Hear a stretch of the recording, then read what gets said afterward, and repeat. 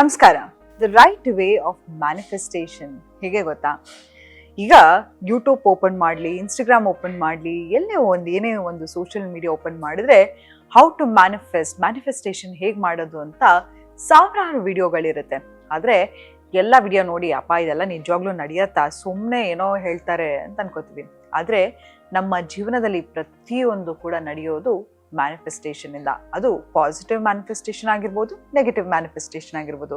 ಎಷ್ಟೋ ಸತಿ ಇದು ಯಾವ್ದು ನಮ್ಮ ಜೀವನದಲ್ಲಿ ಆಗಲೇಬಾರ್ದಪ್ಪ, ಅವ್ರಿಗೆ ಬಂದಿದ್ದ ಕಷ್ಟ ನಂಗೆ ಬರಲೇಬಾರ್ದು ಅಂತ ನಾವು ಎಷ್ಟು ಸತಿ ಪರಿತಪಿಸ್ತಾ ಇರ್ತೀವೋ, ನಮ್ಮ ಲೈಫಲ್ಲಿ ಕೆಲವು ಸತಿ ಅದೆಲ್ಲವೂ ಆಗ್ಬಿಟ್ಟಿರುತ್ತೆ. ಆದರೆ ರೈಟ್ ವೇ ಆಫ್ ಮ್ಯಾನಿಫೆಸ್ಟೇಷನ್ ಹೇಗೆ ಗೊತ್ತಾ? ಮ್ಯಾನಿಫೆಸ್ಟೇಷನ್ ಅನ್ನೋದನ್ನ ತುಂಬ ಸುಲಭವಾಗಿ ಮಾಡ್ಬೋದು. ಅದಕ್ಕೆ ಯಾವುದೇ ರೀತಿಯ ಇಂಗ್ರೀಡಿಯೆಂಟ್ಸ್ ಬೇಡ, ಸರಕು ಸಾಮಗ್ರಿಗಳು ಬೇಡ, ಯಾವುದೂ ಬೇಕಾಗಿಲ್ಲ.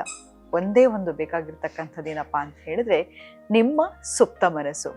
ನಿಮ್ಮ ಸುಪ್ತ ಮನಸ್ಸನ್ನು ಯಾವಾಗ ನೀವು ಪಾಸಿಟಿವ್ ಆಗಿ ಇಟ್ಕೊಂಡಿರ್ತೀರ, ಯಾವಾಗ ಸಕಾರಾತ್ಮಕ ಆಲೋಚನೆಗಳನ್ನು ಮಾಡ್ತಾ ಇರ್ತೀರ, ನಿಮ್ಮ ಲೈಫಲ್ಲಿ ಮ್ಯಾನಿಫೆಸ್ಟೇಷನ್ ಆಗುತ್ತೆ. ನ್ಯೂರೋ ಸೈನ್ಸಲ್ಲಿ ಕೂಡ ಇದನ್ನು ಪ್ರೂವ್ ಮಾಡಿದ್ದಾರೆ. ಏನಪ್ಪ ಅಂತ ಹೇಳಿದ್ರೆ ಗ್ರ್ಯಾಟಿಟ್ಯೂಡ್. ಈಗ ನಿಮ್ಗೆ ತುಂಬಾ ಬೇಜಾರಾಗ್ತಾ ಇರುತ್ತೆ, ಯಾವುದೋ ಒಂದು ವಿಷಯ ತುಂಬಾ ಕಾಡ್ತಾ ಇರುತ್ತೆ. ಆದರೆ ತಕ್ಷಣವೇ ನಿಮ್ಮ ಮೈಂಡನ್ನು ಗ್ರೌಂಡಿಂಗ್ ಮಾಡಬೇಕು ಅಂತ ಹೇಳಿದ್ರೆ ನಿಮ್ಮ ಲೈಫಲ್ಲಿ ಆಗ್ತಾ ಇರ್ತಕ್ಕಂಥ ಒಂದು 5 ಒಳ್ಳೆ ವಿಷಯಗಳನ್ನು ನೆನೆಸ್ಕೊಳ್ಳೋಣ. ಹೇಗಪ್ಪ ಅಂತ ಹೇಳಿದ್ರೆ, ದಿನ ನಾನು ನಲ್ಲಿಲಿ ನೀರು ಬರ್ತಾ ಇದೆ, ಒಂದು ದಿನ ನಲ್ಲಿಲಿ ನೀರು ಬಂದಿಲ್ಲ ಅಂತ ಹೇಳಿದ್ರೆ ಎಷ್ಟು ಪರಿತಪಿಸ್ತೀವಿ. ಬಿಸಿನೀರಾಗಿರ್ಬೋದು, ಯಾರೋ ಒಬ್ಬರಿಗೆ ಒಂದು ದಿನ ಮನೆಯಲ್ಲಿ ಆರೋಗ್ಯ ಕೆಟ್ಟರೆ ಎಷ್ಟು ಹಿಂಸೆ ಪಡ್ತೀವಿ ಅಲ್ವಾ? ಮನೇಲಿ ಎಲ್ಲರೂ ಆರೋಗ್ಯವಾಗಿದ್ದೀವಿ ಅಂತ ಹೇಳಿದ್ರೆ ಅದು ಕೂಡ ಒಂದು ಖುಷಿಯಾಗಿರ್ತಕ್ಕಂಥ ವಿಷಯಗಳಾಗಿರ್ಬೋದು. ಎಷ್ಟೋ ಜನ ನಿರುದ್ಯೋಗದಿಂದ ಒದ್ದಾಡ್ತಾ ಇದ್ದಾರೆ. ಹಾಗೆ ಎಷ್ಟೊಂದು ಒಳ್ಳೆ ವಿಷಯಗಳು ನಮ್ಮ ಜೀವನದಲ್ಲಿ ಇರುತ್ತೆ. ಮ್ಯಾನಿಫೆಸ್ಟೇಷನ್ ಮಾಡಬೇಕಾದ್ರೆ ಮೊದಲನೇದಾಗಿ ನಮ್ಮ ಜೀವನದಲ್ಲಿ ಏನೇನು ಒಳ್ಳೆ ವಿಷಯಗಳು ನಡೀತಾ ಇದೆ ಅದನ್ನು ಪದೇ ಪದೇ ಮೆಲ್ಕು ಹಾಕ್ತಾ ಇರೋದು. ಇದನ್ನು ನಮ್ಮ ಸೈಕಾಲಜಿಯಲ್ಲಿ ಸೇವರಿಂಗ್ ಟೆಕ್ನಿಕ್ ಅಂತ ಕರಿತೀವಿ. ದಿನದಲ್ಲಿ ಏನು ಒಳ್ಳೆಯದಾಗಿರುತ್ತೆ ಮಲಗಕ್ಕಿಂತ ಮುಂಚೆ ಅದನ್ನು ಬರೆಯೋದು. ಯಾಕೆ ಮಲಗಕ್ಕಿಂತ ಮುಂಚೆ ಅಂತ ಹೇಳಿದ್ರೆ, ನಾವು ಮಲಗಿ ಎದ್ದ ತಕ್ಷಣ ನಮ್ಮ ಸುಪ್ತ ಮನಸ್ಸು ತುಂಬಾ ಆ್ಯಕ್ಟಿವ್ ಆಗಿರುತ್ತೆ. ಮ್ಯಾನಿಫೆಸ್ಟೇಷನ್ ಮಾಡಬೇಕು ಅಂತ ಹೇಳಿದ್ರೆ ನಿಮ್ಮ ಸುಪ್ತ ಮನಸ್ಸಿಗೆ ರಿಯಾಲಿಟಿ ಯಾವುದು, ಫೇಕ್ ಯಾವುದು ಅಂತ ಗೊತ್ತಾಗಲ್ಲ. ತಮಾಷೆಗೆ ನೋಡಿ, ಎಷ್ಟೋ ಜನ ನಾನು 1 ಕೋಟಿ ಸಂಪಾದನೆ ಮಾಡಬೇಕು ಅಂತ ಅಂದ್ಕೊಂಡಿರ್ತಾರೆ. ಹೇಗೋ ಕಷ್ಟಪಟ್ಟು 1 ಕೋಟಿ ಸಂಪಾದನೆ ಮಾಡಿರ್ತಾರೆ. ಆದರೆ ತಕ್ಷಣವೇ ಒಂದು ಸ್ವಲ್ಪ ದಿನ ಆದಮೇಲೆ ಅದನ್ನೆಲ್ಲವನ್ನು ಕಳ್ಕೊಂಡ್ಬಿಡ್ತಾರೆ. ಎಕ್ಸಾಂಪಲ್, ನೀವು ಲಾಟ್ರಿ ಹೊಡೆದಿರೋರನ್ನ ನೋಡಿರ್ಬೋದು. ಯಾರು ಲಾಟ್ರಿ ತಗೊಳ್ಳುವಾಗ ನನಗೆ 1 ಕೋಟಿ ಬರಬೇಕು, 1 ಕೋಟಿ ಬರಬೇಕು ಅಂತ ಯೋಚನೆ ಮಾಡಿರ್ತಾರೆ. ಅಥವಾ ಯಾವುದೋ ಒಂದು ರಿಯಾಲಿಟಿ ಶೋ ಅಲ್ಲೋ ಏನೋ ಒಂದರಲ್ಲಿ ದುಡ್ಡು ಬಂದಿರುತ್ತೆ. ತಕ್ಷಣ ಅದು ಬಂದಾದ್ಮೇಲೆ ಒಂದು ಸ್ವಲ್ಪ ದಿನ ಆದಮೇಲೆ ಮತ್ತೆ ಅವರು ಅದೇ ಪರಿಸ್ಥಿತಿಗೆ ಬಂದುಬಿಟ್ಟಿರ್ತಾರೆ. ನೋಡಿದ್ದೀರಾ? ಯಾಕೆ ಅಂತ ಹೇಳಿದ್ರೆ ಅದನ್ನು ಗೆಲ್ಲೋ ತನಕ ಅವರ ಪ್ರಾಮಿನೆಂಟ್ ಥಾಟ್ ಏನಾಗಿತ್ತು, ನಾನು 1 ಕೋಟಿ ಗೆಲ್ಲಬೇಕು ಅನ್ನೋದು. ಗೆದ್ದಾದ್ಮೇಲೆ ಎಲ್ಲಿ ಕಳ್ಕೊಂಡ್ಬಿಡ್ತೀನೋ ಅಂತ ನಾವು ಯಾವುದನ್ನು ಭಯ ಪಡ್ತಾ ಇರ್ತೀವೋ ಅದನ್ನು ಬೇಗನೆ ಮ್ಯಾನಿಫೆಸ್ಟ್ ಮಾಡಲಿಕ್ಕೆ ಶುರು ಮಾಡ್ತೀವಿ. ಹಾಗಾಗಿ ಮಲಗೋಕ್ಕಿಂತ ಮುಂಚೆ ನೀವು ಯಾವಾಗಲೂ ಅಷ್ಟೇ ನಿಮ್ಗೆ ಏನು ಆಗಬೇಕಾಗಿರುತ್ತೋ ಅದನ್ನೆಲ್ಲವನ್ನು ಕಾನ್ಷಿಯಸ್ ಆಗಿ ವಿಜುವಲೈಸ್ ಮಾಡಿ. ಎಕ್ಸಾಂಪಲ್, ನನಗೊಂದು ಒಳ್ಳೆ ಕೆಲಸ ಸಿಗಬೇಕು, ನನಗೆ ಇಷ್ಟು ಸಂಬಳ ಬರಬೇಕು ಅಂತ ಇರುತ್ತೆ. ನಾವು ಯಾವಾಗಲೂ ಅಷ್ಟೇ ಮನಿಯನ್ನು ಚೇಸ್ ಮಾಡಬಾರ್ದು. ನನಗೆ 5 ಲಕ್ಷ, ಯಾರಿಗೆ ಗೊತ್ತು, ಭಗವಂತ ನಿಮ್ಗೆ 10 ಲಕ್ಷ ಸಂಬಳ ಬರೋಂಥ ಕೆಲಸವನ್ನೇ ಕೊಡಬೇಕು ಅಂತಿರ್ತಾನೆ. ಯಾಕೆ ಅದನ್ನು 2 ಲಕ್ಷಕ್ಕೆ 5 ಲಕ್ಷಕ್ಕೆ ಲಿಮಿಟ್ ಮಾಡ್ಲಿಕ್ಕೆ ಹೋಗ್ತೀರಾ? ಆ ಕೆಲಸ ಸಿಕ್ಕಿದಾಗ ನೀವು ಹೇಗೆ ಬಿಹೇವ್ ಮಾಡ್ತೀರಾ, ಹೇಗೆ ನಡ್ಕೋತೀರಾ, ಯಾವ ರೀತಿ ಬಟ್ಟೆಯನ್ನು ಹಾಕ್ತೀರಾ, ಎಲ್ಲವನ್ನು ಈಗಲೇ ಪ್ರಾಕ್ಟೀಸ್ ಮಾಡಲಿಕ್ಕೆ ಶುರು ಮಾಡಿ. ಯಾರೋ ಒಬ್ಬರನ್ನ ಮದುವೆ ಆಗಬೇಕು ಅಂತಿರ್ತೀರಾ, ಅವಳನ್ನು ಮದುವೆ ಆದರೆ ನಾನು ತುಂಬ ಚೆನ್ನಾಗಿರುತ್ತೆ ನನ್ನ ಜೀವನ ಅಂತ.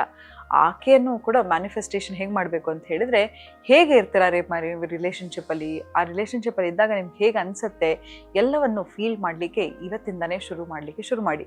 ಹೇಗೆ ಡ್ರೆಸ್ ಮಾಡೋದಾಗಿರ್ಬೋದು, ಹೇಗೆ ನಿಮ್ಮ ಬಾಡಿನ ಅಚ್ಚುಕಟ್ಟಾಗಿ ಇಟ್ಕೊಂಡಿರೋದಾಗಿರ್ಬೋದು, ಎಲ್ಲವನ್ನು ಈಗ ಪ್ರೆಸೆಂಟ್ ಏನು ಅದನ್ನು ಮ್ಯಾನಿಫೆಸ್ಟೇಷನ್ ಮಾಡಲಿಕ್ಕೆ ಆ್ಯಕ್ಷನ್ ಬೇಕಾಗುತ್ತೋ ಅದೆಲ್ಲವನ್ನು ಮಾಡ್ತಾ ಹೋಗಿ. ಮತ್ತು ಮ್ಯಾನಿಫೆಸ್ಟೇಷನ್ ಮಾಡುವಾಗ ಒಂದೇ ಅಲ್ಲ, ಅದನ್ನು ಮೇಂಟೈನ್ ಮಾಡಲಿಕ್ಕೂ ಕೂಡ ವಿಸ್ಡಮನ್ನು ಕೇಳ್ತಾ ಹೋಗಿ. ಎಷ್ಟೋ ಸತಿ ನಮ್ಮ ಜೀವನದಲ್ಲಿ ಅದು ಬೇಕು ಇದು ಬೇಕು ಎಲ್ಲವನ್ನೂ ನಾವು ಮ್ಯಾನಿಫೆಸ್ಟ್ ಮಾಡ್ತೀವಿ. ಆದರೆ ಅದನ್ನು ಹೇಗೆ ಮೇಂಟೈನ್ ಮಾಡೋದನ್ನೋದನ್ನ ಮರ್ತು ಹೋಗ್ಬಿಡ್ತೀವಿ. ತದನಂತರ ಪದೇ ಪದೇ ಅದನ್ನು ಆಗುತ್ತೋ ಇಲ್ವೋ ಅಂತ ಭಯ ಪಡ್ಲಿಕ್ಕೆ ಹೋಗ್ಬಿಡಿ. ಈಗ ನಾನು ನಿಮ್ಗೊಂದು ತುಂಬ ಫಲವತ್ತಾದ ಒಂದು ಬೀಜವನ್ನು ಕೊಡ್ತೀನಿ ಅಂತ ತಿಳ್ಕೊಳ್ಳೋಣ. ನಾನು ಕೊಟ್ಬಿಟ್ಟು ನೋಡಿ ಇದನ್ನು ಹಾಕಿ ನಿಮಗೆ ಸಾವಿರಾರು ಮಾವಿನ ಹಣ್ಣು ಬರುತ್ತೆ, ಖಂಡಿತವಾಗ್ಲೂ ತುಂಬ ಅದ್ಭುತವಾಗಿದೆ ಈ ಹಣ್ಣು ಅಂತ ಹೇಳಿಬಿಟ್ಟು ಕೊಟ್ಟಿರ್ತೀನಿ.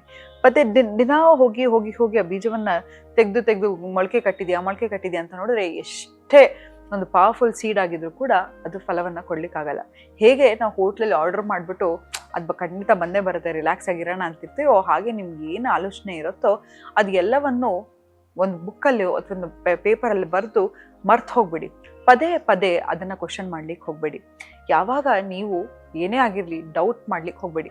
ಈಗ ಒಂದು ಮನೆ ಕಟ್ಟಬೇಕು ಅಂತ ಇರ್ತೀರ, ಅಬ್ಬಾ ಆ ಮನೆ ಕಟ್ಟೋಗೋದು 50 ಲಕ್ಷ ಬೇಕು ಅಂತ ಇರುತ್ತೆ ಅಂತ ಅನ್ಕೊಳ್ಳೋಣ. ನನ್ನ ಜೋಬಲ್ಲಿ ಬರೀ 50 ರೂಪಾಯಿ ಆಗಿದೆ, ಆಗಲ್ಲ ಆಗಲ್ಲ ಆಗಲ್ಲ ಅಂತ ನಾನು ಯಾವಾಗ ನಕಾರಾತ್ಮಕವಾಗಿ ಮಾತಾಡ್ಕೋತಾ ಹೋಗ್ತೀನೋ ಖಂಡಿತವಾಗ್ಲೂ ಅದಾಗಲ್ಲ. ಎಷ್ಟೋ ಸತಿ ಕೇಳಿದಿರಾ, ನಾನು ಈ ಮನೆ ಕಟ್ಟಬೇಕಾದ್ರೆ ನನ್ನ ಹತ್ರ 1 ರೂಪಾಯಿ ಇರಲಿಲ್ಲ, ಅದು ಹೆಂಗೆ ದುಡ್ಡು ಬಂತೋ ಗೊತ್ತಿಲ್ಲ ಅಂತ ಎಷ್ಟೋ ಜನ ಹೇಳಿರೋದನ್ನ.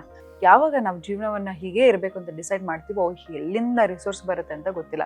ಇಡೀ ಬ್ರಹ್ಮಾಂಡವೇ ನಿಮಗೋಸ್ಕರ ಕೆಲಸ ಮಾಡಲಿಕ್ಕೆ ಶುರು ಮಾಡುತ್ತೆ. ಹಾಗಾಗಿ ಸೆಲ್ಫ್ ಡೌಟನ್ನು ಮಾಡೋಕ್ಕೆ ಹೋಗ್ಬೇಡಿ. ನಕಾರಾತ್ಮಕ ಆಲೋಚನೆಗಳನ್ನು ಕೂಡ ಇಟ್ಕೋಬೇಡಿ.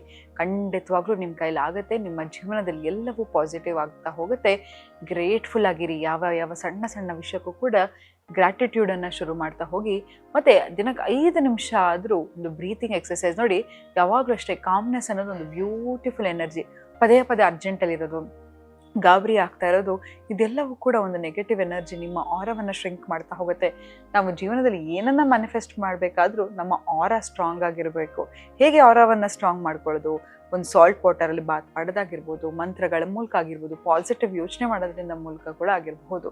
ಇದೆಲ್ಲವೂ ಕೂಡ ನಿಮ್ಮ ಆರವನ್ನು ಸ್ಟ್ರಾಂಗ್ ಮಾಡ್ತಾ ಹೋಗುತ್ತೆ. ಹಾಗಾಗಿ ಮ್ಯಾನಿಫೆಸ್ಟೇಷನ್ ಜರ್ನಿಯಲ್ಲಿ ಯಾವುದೇ ಕಾರಣಕ್ಕೂ ಡೌಟನ್ನು ಇಟ್ಕೊಳ್ಳಿಕ್ಕೆ ಹೋಗಬೇಡಿ. ಬರೀ ಏನು ಬೇಕೋ ಅನ್ನೋದನ್ನು ಮ್ಯಾನಿಫೆಸ್ಟೇಷನ್ ಮಾಡೋದಲ್ಲ, ಅದನ್ನು ಮೇಂಟೈನ್ ಮಾಡಲಿಕ್ಕೆ ಕೂಡ ವಿಸ್ಡಮನ್ನು ಕೇಳಿ. ಯಾಕಂತ ಹೇಳಿದ್ರೆ ಎಷ್ಟೋ ಸತಿ ನಾವು ಅಂದ್ಕೊಂಡು ನಮ್ಗೆ ಸಿಗುತ್ತೆ, ಅದಾದರೆ ಅದನ್ನು ಮೇಂಟೈನ್ ಮಾಡೋಕ್ಕೆ ಹೇಗೆ ಅಂತ ನಮ್ಗೆ ಗೊತ್ತಿರಲ್ಲ. ಹಾಗಾಗಿ ಪ್ರತಿಯೊಂದನ್ನು ಅಷ್ಟೇ ಅದಕ್ಕೆ ಅದರದ್ದೇ ಆದ ಬೆಲೆ ಇದೆ. ಅದನ್ನು ಗ್ರೇಟ್ಫುಲ್ ಆಗಿ ಇಟ್ಕೊಳ್ಳೋಕೆ ಹೋಗಿ. ಯಾವಾಗಲೂ ಅಷ್ಟೇ ನಾವು ಏನು ಇವತ್ತೇನಿರುತ್ತೆ ಬಿಡಪ್ಪ ನಾನು ನನ್ನ ಸ್ವಂತ ಮನೆ ತೊಗೊಂಡ್ಮೇಲೆ ಕ್ಲೀನಾಗಿ ಇಟ್ಕೋತೀನಿ ಅಂತ ಇಟ್ಕೋಬೇಡಿ. ಇವತ್ತು ಬಾಡಿಗೆ ಮನೇಲಿದ್ರು ಕೂಡ ಅದನ್ನು ತುಂಬ ಅಚ್ಚುಕಟ್ಟಾಗಿ ಕ್ಲೀನಾಗಿ ಯಾವಾಗ ಇಟ್ಕೋತಾ ಹೋಗ್ತೀವೋ ಅದು ಎಲ್ಲವೂ ಕೂಡ ನಮಗೆ ಬರ್ತಾ ಹೋಗ್ತಾ ಇರುತ್ತೆ ಅಲ್ವಾ? ಸೊ ಅಂತ ಹೇಳ್ತಾ ಇವತ್ತಿನ ಸಂಚಿಕೆನ ನಾನು ಮುಕ್ತಾಯಗೊಳಿಸಿದ್ದೀನಿ. ಧನ್ಯವಾದಗಳು.